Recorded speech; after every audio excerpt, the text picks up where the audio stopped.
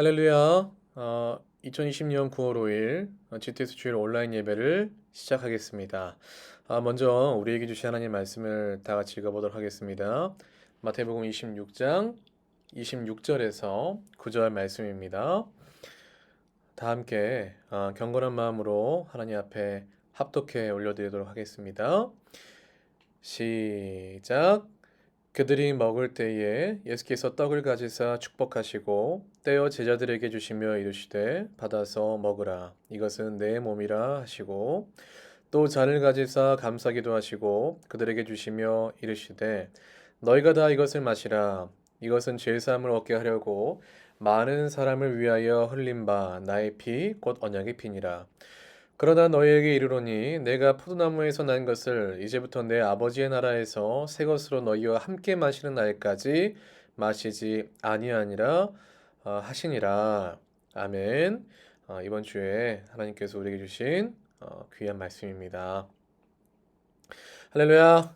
일주일 동안 여러분 평안하셨습니까?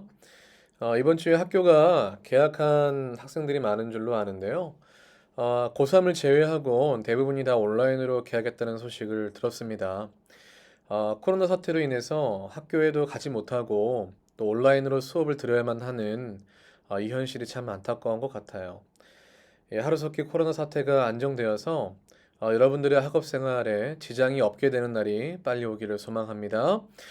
이번 주에도 온라인으로 만나게 되었네요. 지난주에 함께 나눴던 은혜를 되짚어 보면서 이번 주 은혜를 함께 나눠보도록 하죠. 우리는 지금 성만찬의 은혜에 대해서 살펴보고 있습니다. 성만찬이란 교회에서 안수를 받으신 목회자만 그 목회자만을 통해서 할 수 있는 예식인데 특히 이 성만찬은 눈으로 보고 손으로 만질 수 있는 복음이다 라고 평가된 만큼 귀하고 또 고귀한 것이죠. 이 성만찬에 담긴 의미를 더 깊이 이해하기 위해서는 과거에 성만찬을 예표했던 구약의 사건이 있었거든요. 그 사건을 아는 게 되게 중요한데요. 그 사건이 뭐였냐면 바로 유월절이라는 사건이었습니다. 유월절 사건은 하나님께서 애굽 땅에 내리신 마지막 10번째 재앙과 관련이 있어요. 이 마지막 재앙은 애굽의 모든 집에 살았던 첫 번째 아들 그리고 첫 가축의 새끼가 모두 죽는 죽음의 심판이었습니다. 이 심판이 애굽 땅에 내려지자 애굽에 속한 모든 집들은 다 이 죽음의 심판을 피하지 못했는데 유일하게 피한 집단이 있었어요. 그 집단이 바로 이스라엘 백성들이었습니다. 어떻게 이들은 죽음의 심판을 피할 수 있었는가? 그 비결이 바로 유월절을 지켰기 때문이라고 말씀을 드렸었습니다. 이 유월절은 복잡하게 생각할 것 없이 두 가지만 기억하면 된다고 말씀드렸죠. 첫째, 고기를 먹는다. 둘째, 피를 바른다였어요. 양의 고기를 먹고 양의 피를 집 밖의 자원 문설주에 바르면 끝이었습니다. 간단하죠? 그런데 이게 무슨 효과가 있었느냐? 죽음의 사자가 집에 방문했을 때에 자원문설주에 양의 피가 발라져 있는 집이 있으면 그 집을 죽음의 사자가 넘어가게 만드는 효과가 있었다는 거죠. 그렇게 유월절을 지킨 이스라엘 백성들만 죽음의 심판을 피할 수가 있었습니다. 자, 이제 구약의 시대를 지나서요. 예수님 시대로 넘어와서 본격적으로 성망찬에 대한 이야기를 해보도록 하죠. 자, 우리가 이 말씀을 다 같이 읽어봤으면 좋겠는데요. 자, 시작. 무교절의 첫날에 제자들이 예수께 나와서 이르되 유월절 음식 잡수시는 것을 우리가 어디서 준비하기를 원하시나이까? 자, 여기 무교절의 첫날에라고 기록되어 있는데요. 여러분, 유월절을 지키는 시점은요. 매년 1월 14일 저녁에 유월절을 지켰습니다. 그리고 무교절은요. 1월 15일부터 22일까지 7일 동안 누룩 없는 빵, 즉 그 무교병을 먹으면서 유월절에 하나님이 애굽에서 행하신 구원에 대해 기억하는 한 주로 보냈단 말이에요. 그런데 이것이 시간이 지나면서 무교절의 첫날을 유월절로 간주해서 지켰어요. 자, 그러니까 제자들이 지금 어린 양을 잡아서 그 고기를 먹고 피를 문설주와 임방에 발라야 하는 그 시점에 예수님은 무엇을 하셨느냐? 성만찬을 행하셨다는 거예요. 여러분 다시 말씀드릴게요. 6월절에 뭘 하셨다고요? 성만찬을 행하셨다고요. 이건 어쩌다 보니까 6월절에 우연히 성만찬을 하게 된 것이 아닙니다. 예수님께서는요, 철저하게 의도하신 거였어요. 왜냐하면 6월절의 의미와 성만찬의 의미가 일맥상통하기 때문에 그랬습니다. 똑똑한 친구들이면 벌써 이것이 뭐가 일맥상통한지를 알아차리셨을 거예요. 여러분 뭐가 똑같았을까요? 다른 것 다 놔두고 심플하게 두 가지만 봅시다. 6월절에 두 가지를 행했다고 배웠죠. 여러분 그게 뭐였죠? 고기를 먹고 피를 바르는 것이었어요. 이 두 가지를 행함으로써 이스라엘 백성들은 장자의 죽음이라는 심판을 피해서 애굽에서 구원을 받을 수 있었던 거죠. 우리는 지금부터 이 두 가지가 성만찬의 세계로 넘어와서는 그것이 우리에게 영적으로 어떤 의미를 주는지를 알아보려고 합니다. 자, 첫 번째예요. 6월절에 고기를 먹는다. 이것이 성만찬에서는 어떤 의미로 치환되었을까요? 여러분, 전도사님이 어렸을 때에 세상에 이런 일이라는 프로그램이 굉장히 유행했었거든요. 그때 아직도 기억에 남는 되게 쇼킹한 사연이 하나 있었는데요. 정말 효심이 깊은 아들 하나가 있었습니다. 어머니를 너무나 사랑했고, 또 결혼해서 살면서도 이 어머니를 지극정성으로 모셨던 분이죠. 이분이 어찌나 어머니를 사랑하셨는지 인터뷰만 보더라도 그 마음이 느껴지더라고요. 그런데 이 어머니가 노환으로 세상을 떠나셨는데요. 우리가 보통은 좋은 묫자리를 이제 마련해서 어머님의 시신을 묻거나 아니면 시신을 화장해서 좋은 낙골당의 자리에 모시는 게 우리가 이제 일반적이잖아요. 그런데 이분은 어머니를 너무 사랑한 나머지 어머니가 쓰시던 방에다가 이렇게 생긴 유골함을 만들어 가지고 거기에 어머니의 유골을 담아서 집안에 모시기 시작한 거예요. 그러니까 매일 아침에 일어나면 이 어머니 유골함을 보면서 문안 인사를 드리고 또 이 아들이 삶이 힘들고 지칠 때면은 유골함을 안고 어머니를 생각하면서 그렇게 힘을 얻었다고 하더라고요. 그러다가 어느 날 라디오에서 이 남자의 사연이 소개되면서 이후의 이야기가 나온 적이 있었었는데 그 내용을 들어보니까 이래요. 어머니의 유골함이 더 이상 자기 집에 없대요. 아니 그렇게 소중하게 모신 어머니의 유골함인데 아들의 금세 마음이 변해서였을까요? 아닙니다. 여러분 충격받지 마십시오. 이 아들이요 어머니 유골함에 담긴 뼈가루를 먹었다는 거예요. 왜 그렇게 했느냐라는 질문에 그 아들의 대답이 이래요. 사랑하는 나의 어머니를 영원토록 자신 안에 모시고 싶었다라고 하더라고요. 아들은 그런 거죠. 어머니의 유골을 자기가 먹음으로써 어머니가 영원토록 자신 안에 머무시면서 함께함을 누리고 싶었던 그런 마음 때문에 이런 엽기적인 일을 벌이게 된 것이죠. 물론 우리가 듣기에는 이 이야기가 그다지 유쾌하지 않습니다. 왜죠? 뼈가루를 먹었잖아요. 어머니를 너무 사랑하는 그 마음은 이해는 가는데요. 그걸 굳이 먹었어야 했나? 문화적으로 굉장히 쇼킹하고 꺼림칙한 행동이었기 때문에 지금도 몇몇 친구들의 반응이 이렇게 되게 안 좋을 거라고 예상이 되어져요. 그런데 말입니다. 성만찬에 참여했던 제자들도 솔직히 마음속으로는 이런 반응이었을 거예요. 왠지 아세요? 세상에 예수님께서 떡을 손에 쥐시고요. 축복하신 후에 떼어서 제자들에게 주실 때 이렇게 말씀하셨거든요. 우리 다 함께 말씀 읽어볼까요? 시작. 그들이 먹을 때에 예수께서 떡을 가지사 축복하시고 떼어 제자들에게 주시며 이르시되 받아서 먹으라 이것은 내 몸이니라 하시고. 자, 여러분 누군가가 야 이거 내 가슴살이야. 이건 내 허벅지살이야. 먹어봐. 라고 하면 아무리 예수님이지만 어느 누가 아무 생각 없이 먹겠어요. 그쵸? 근데 나중에 보니까 로마에서 기독교를 받게 할 때에 굉장히 흘러나왔던 괴소문이 하나가 있었거든요. 그리스도인들은 한 주에 한 번 모여서 사람을 잡아다가 살을 먹는 식인 행위를 한다는 괴소문이 났었어요, 실제로. 하지만 초대교회 성도들은 이 예수님의 몸을 상징하는 이 떡을 먹으면서 그 유골함에 어머니의 뼈가루를 먹었던 그 효자처럼 예수님이 사무치게 그리워하는 마음과 또 예수님과 하나가 되고 싶어하는 마음으로 이 떡을 먹었다는 거예요. 하지만 외부의 시선은 어땠느냐? 와, 어떻게 그런 걸 먹느냐라고 했던 거죠. 자, 그러면 예수님께서 내 몸을 먹으라라고 제자들에게 떡을 띄워주신 것이 도대체 무엇을 의미하는 것일까요?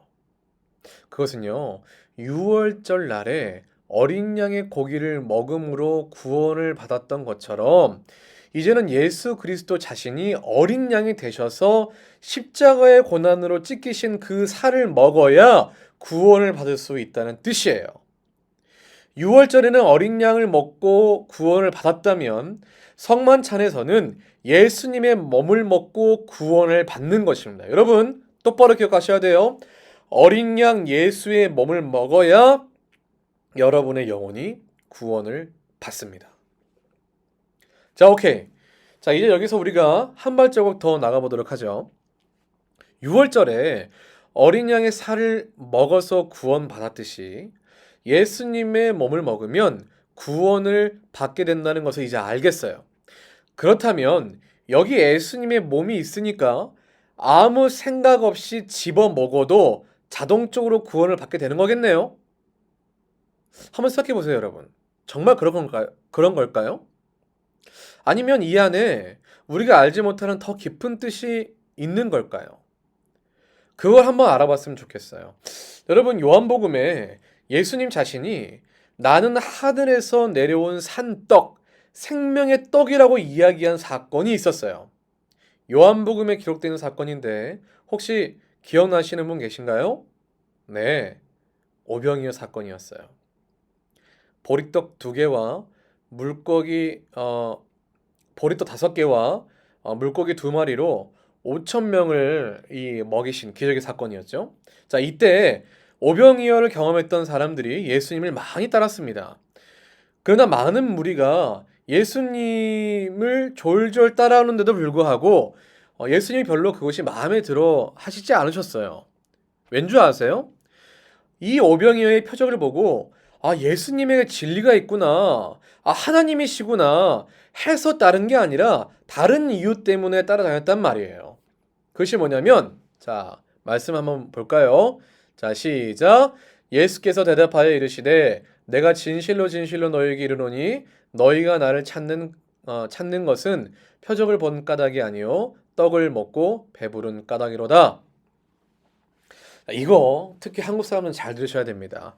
우리나라 사람들의 종특이 있어요. 그게 뭐냐면 샤머니즘적인 종교심이 굉장히 강하다는 거예요. 예를 들어 볼까요? 여러분, 화면 한번 잘 보시기 바랍니다.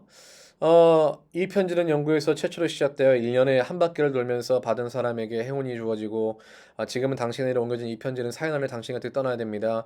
그러면서 이 편지의 7통을 행운이 필요한 사람에게 보내면 영국의 누구누구처럼 복권에 당첨돼서 20억을 받는 그런 행운이 있어지고, 만약에 96시간 이내에 이 편지를 무시하고 안 보내면 이 편지를 받고 무시한 케네디 대통령처럼 암살당할 것입니다. 이런, 이거 진짜 말도 안 되는 내용이잖아요. 그런데 중고등학생들의 대부분이요, 혹시나 하는 마음에 카톡으로, 문자로, 카페 단톡방으로, DM으로 이런 것들을 퍼날라요. 저도 이런 거 많이 받아봤거든요. 학생들로부터. 찝찝하거든요. 사람들이 이런 거예요. 그러니까 내 인생의 복과 저주를 주관하는 어떤 신적인 존재가 있는 것은 아주 곧잘 믿어요. 그런데 문제는 그 복과 저주를 주관하는 샤머니즘적인 신의 자리에 누구를 앉혀놓냐면 예수님을 앉혀놓는 겁니다. 그리고 복이 필요할 때만 찾아요. 저주를 벗어나야 할 때만 찾습니다. 예수 그리스도 안에 있는 풍성한 영적인 축복에는 솔직히 까놓고 얘기해서 1도 관심이 없고 오직 이 땅에서 내가 잘되고 복받는 것에만 관심이 있다는 거예요. 더 솔직히 얘기해 볼까요? 지금부터 전도사님이 하는 말에 여러분이 느껴지는 기분이 어떤지 한번 생각해 보세요. 자, 여러분, 예수님 믿는 여러분은 이 세상에 잘 될 겁니다. 성공할 겁니다. 수능 시험도 대박 나서 스카이 대학 들어갈 겁니다. 예수님 믿으면 하나님마다 잘 될 겁니다. 병에도 안 걸리고 취업도 성공할 것입니다. 만사가 형통할 것입니다. 어때요, 여러분? 기분 좋죠? 여러분 솔직히 이거 기도해서 교회 다니는 거 아니에요? 그런데 만약 제가 여러분 예수 제대로 믿으면 세상에서 고난 받습니다. 예수 제대로 믿다가는 대학 못 갈 수도 있습니다. 병에 걸릴 수도 있습니다. 인생이 잘 안 풀릴 수도 있습니다. 취업에 실패할 수도 있습니다. 그러나 우리는 이 세상의 복보다 훨씬 좋은 예수님 안에 있는 영적인 복을 받았습니다. 제가 이렇게 말하면 여러분 예수님 믿고 싶어 할 생각이 뚝 떨어지시죠? 그렇지 않아요? 여기 스테이크가 있습니다. 이 메뉴가 비싼 이유가 뭔지 아십니까? 스테이크 고기가 비싸서 그래요. 근데 만일 여러분이 누군가에게 이 비싼 스테이크 요리를 대접했어요. 그런데 말이죠. 이 비싼 돈을 들여서 스테이크를 대접했더니 정작 그 사람은 스테이크는 안 먹고 감자 샐러드, 아스파라거스, 구운 마늘 이런 것만 먹는 거예요. 여러분 이게 정상인가요? 아마 정신이 나갔다고 생각할 거예요. 이 땅에서도 복이 필요하죠. 육신의 필요도 정말 중요합니다. 그러나 예수님이 진짜 우리에게 먹이고 싶은 것이 뭘까요? 스테이크일까요? 아니면 감자 샐러드나 아스파라거스일까요? 당연히 스테이크죠. 제가 비유를 통해서 말씀드렸습니다만 여러분 이 스테이크가 뭘 의미하는지 아시겠습니까? 요한복음 6장 27절 말씀인데요. 자, 우리 한번 다 읽어봅시다. 시작. 썩을 양식을 위하여 일하지 말고 영생하도록 있는 양식을 위하여 하라. 이 양식은 인자가 너희에게 주리니 인자는 아버지 하나님께서 인치신 자니라. 예수님이 우리에게 진짜 먹이고 싶은 양식은요, 바로 영생하도록 있는 양식입니다. 세상의 것들은요, 겉보기에는 화려하고 가치가 있어 보이지만 결국엔 썩습니다. 그러나 예수 그리스도 안에 있는 영적인 양식은요, 절대 썩지 않습니다. 그러나 문제는 그 영생하도록 하는 양식이 대체 뭐냔 말이에요. 요한복음 6장 35절에 보니까 다음 읽어보겠습니다. 예수께서 이르시되 나는 생명의 떡이니 내게 오는 자는 결코 줄이지 아니할 터이요 나를 믿는 자는 영원히 목마르지 아니하리라. 영생하도록 하는 양식은 누구를 말하는 것일까 봤더니 예수님이세요. 그런데 그 예수님이요, 알고 보니 이런 분이셨네요. 자, 요한복음 1장 14절 말씀입니다.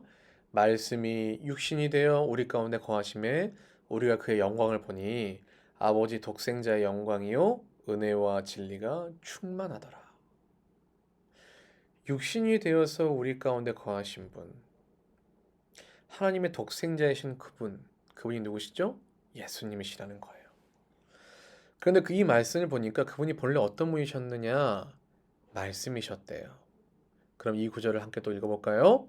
자, 시작. 사람이 떡으로만 살 것이 아니요 하나님 입으로부터 나오는 모든 말씀으로 살 것이라. 아멘. 사람의 육신의 양식인 떡으로만 사는 것이 아니고 무엇을 먹으며 살아가야 한다고 했죠? 하나님의 말씀. 즉 그 안에 담긴 진리와 영적인 양식들로 살아가야 한다는 겁니다. 전도사님이 믿음이 연약할 때는 이런 설교가 되게 듣기 싫었어요. 특히 이런 말들이 되게 싫었거든요. 어, 세상과 육적인 것들은 우리에게 만족을 줄 수 없고 영적인 것들이 진짜 만족을 준다. 이런 이야기들이었어요. 저는 솔직히 이해가 안 갔습니다. 왜냐면 돈이 얼마나 좋은데요.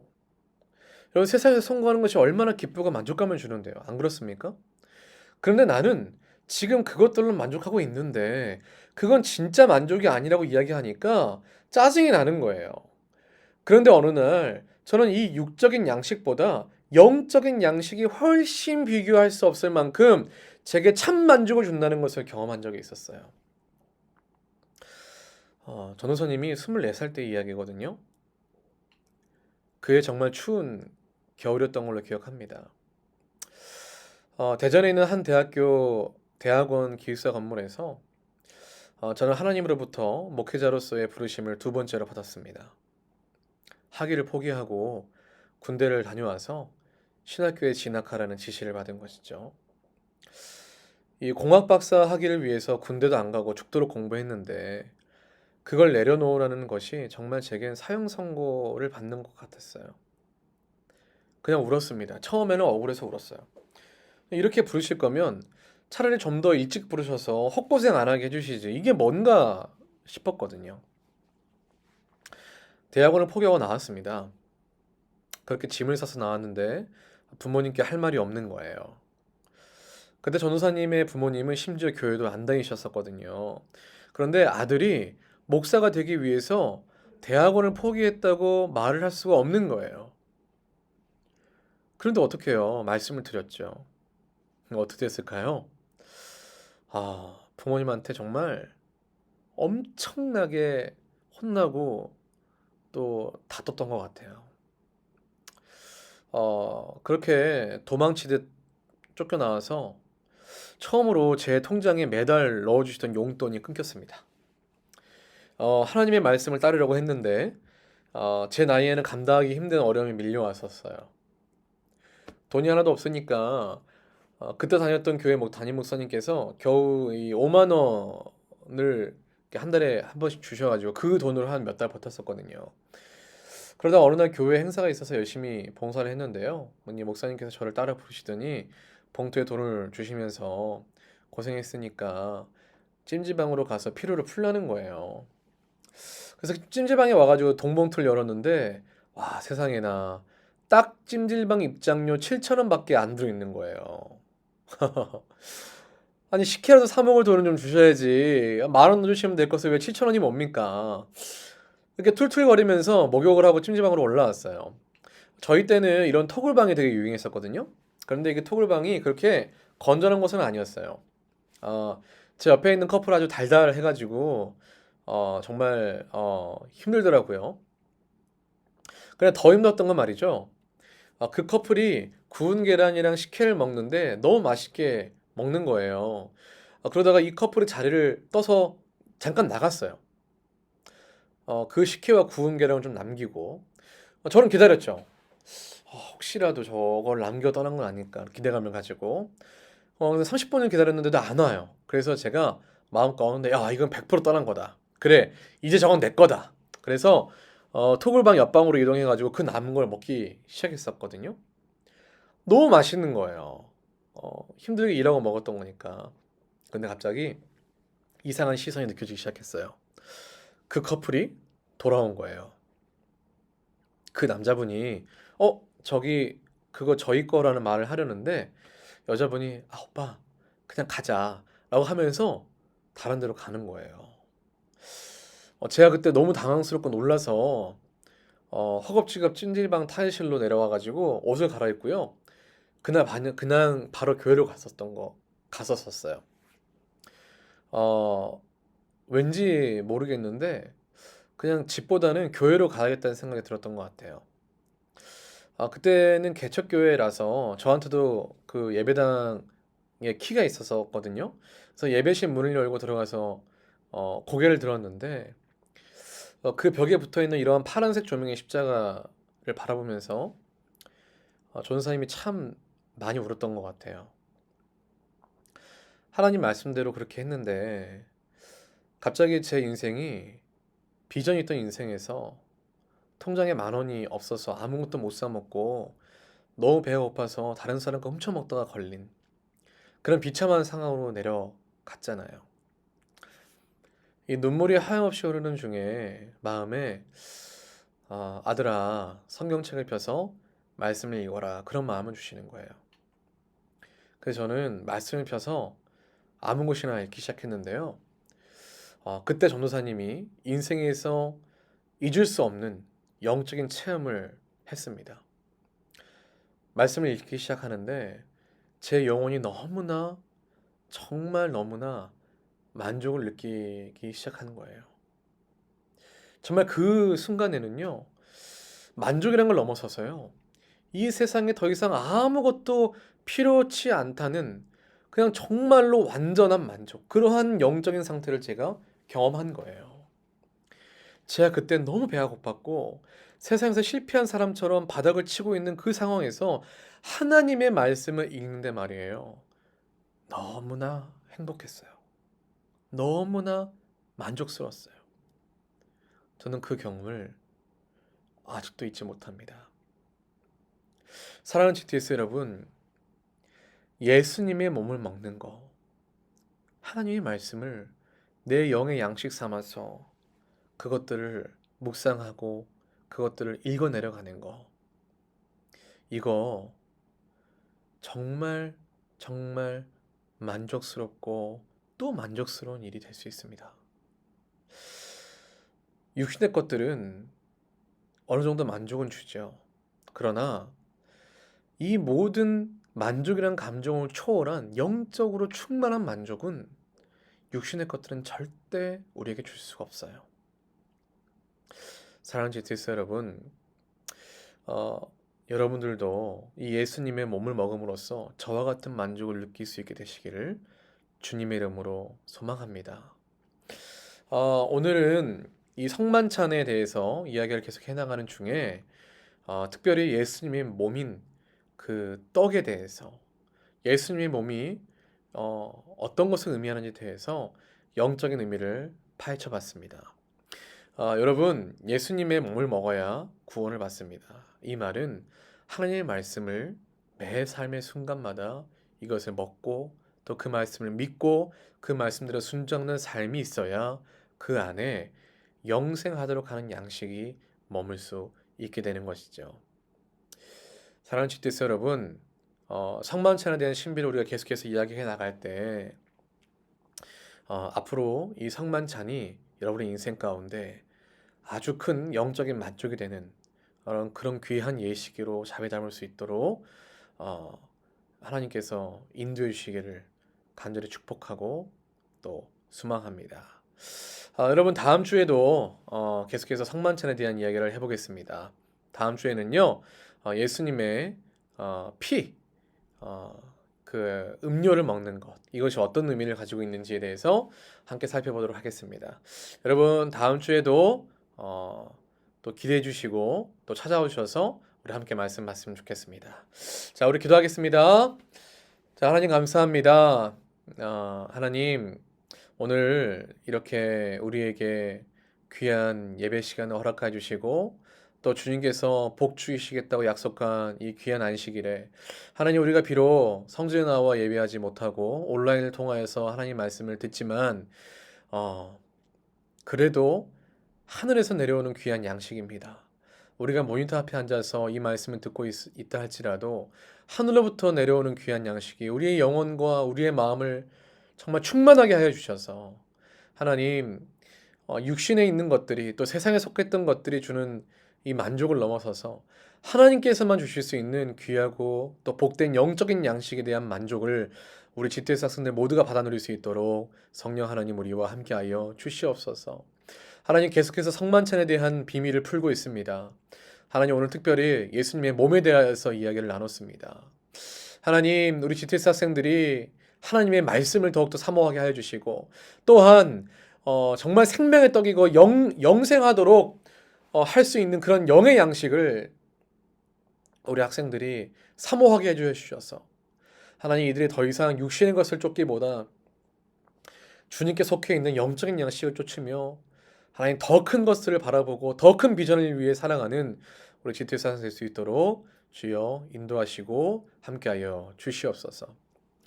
특별히 이번 한 주도 코로나 바이러스로 이 재확산이 되고 있는 이 위험한 시기 때에 우리 GTS 학생들 한 사람도 이 질병에 걸려서 고통을 당하지 않을 수 있도록 지켜주시고 또 개학한 학생들 많이 있습니다. 온라인 수업 또 온라인으로 진행되는 수행평가 또 시험에도 지혜와 명철 허락하여 주셔서 참 혼란스럽고 또 어지러운 이 시기 가운데에 학업도 놓치지 않고 주님께서 또 계획하시는 것들 다 이루며 하나님 앞에 복된 인생 살 수 있도록 하나님 인도하여 주시옵소서. 이 모든 말씀 살아계신 예수 그리스도를 받들어 기도드리옵나이다. 아멘. 우리 주기도문으로 모든 예배를 마치도록 하겠습니다. 하늘에 계신 우리 아버지여, 이름이 거룩히 여김을 받으시오며 나라가 임하시오며 뜻이 하늘에서 이루어진 것 같이 땅에서도 이루어지이다. 오늘날 우리에게 일용할 양식을 주시옵고 우리가 우리에게 죄 지은 자를 사하신 것 같이 우리의 죄를 사하여 주시옵고 우리를 시험에 들게 하지 마시옵고 다만 악에서 구하옵소서. 나라와 권세와 영광이 아버지께 영원히 있사옵나이다. 아멘.